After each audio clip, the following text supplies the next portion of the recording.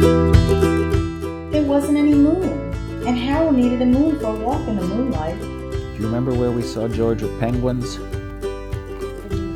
At the aquarium, right. I saw that they were starting this program at HISD. I saw it in the newspaper, and I had been going back and forth. I said, I really want to do something, but what I'd really like to do is read to little kids. And I signed up right away, and I guess it's great.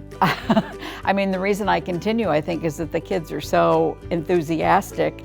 George had a good time. It's structured, but it's not rigid, and I can adapt it to each of the individual students, especially as they go on into the spring when they're more confident in their reading. We can spend more time listening to them reading rather than me reading, and some of the students pick it up right away wanting to read. All of the students I've had, except for 2, have been English learners. They've been in the dual language class, and some of them really don't speak English at all when they start. Sometime around spring, they become much more confident conversing or trying to read in English, and then it just sort of takes off. And we're able to use the flexibility in the program to let them read more or to play more games to get them speaking more or even writing more.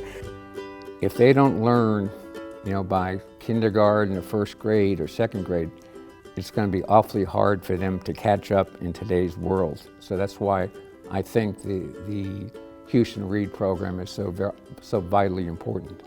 And he grabbed onto it. That is so close to a parachute. Very good thinking. I had this little girl, and first grade, and she could tell you the meaning of a word and use it in a sentence, but then when I used the flashcards, she couldn't recognize the word, could not read it at all, none of them.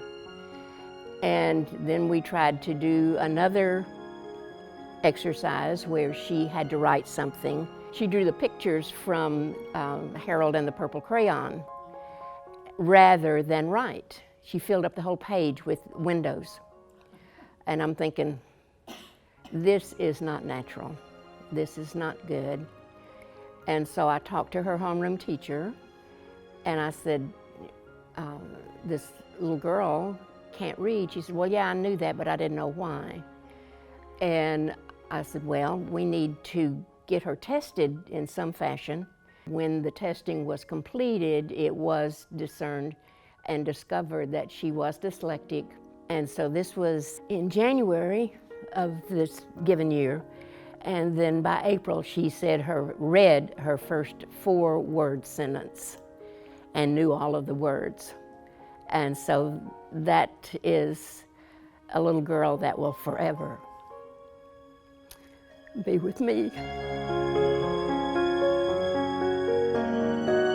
And the 30 minutes that we get, I try to make it, very productive. And when the kids are not feeling motivated, if they don't feel like reading that day, I say, we don't have to read. We can do the flashcards and make up words and sentences, and they really enjoy that. What's that word? I would say the Read Houston Read program is flexible. You can pick a school that's close to your house if you like. There are usually several time periods and days that you can pick from. It's exciting to help the students and see them progress throughout the year. And then I would just say that it is a lot of fun. A bear? It was my second year, and I think they were learning about numbers.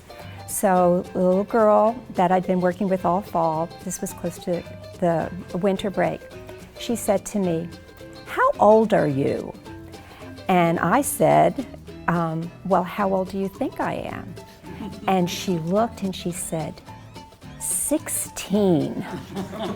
And I said, well, you're really close, but if you just take those numbers and reverse them. And she thought and she said, are you 61?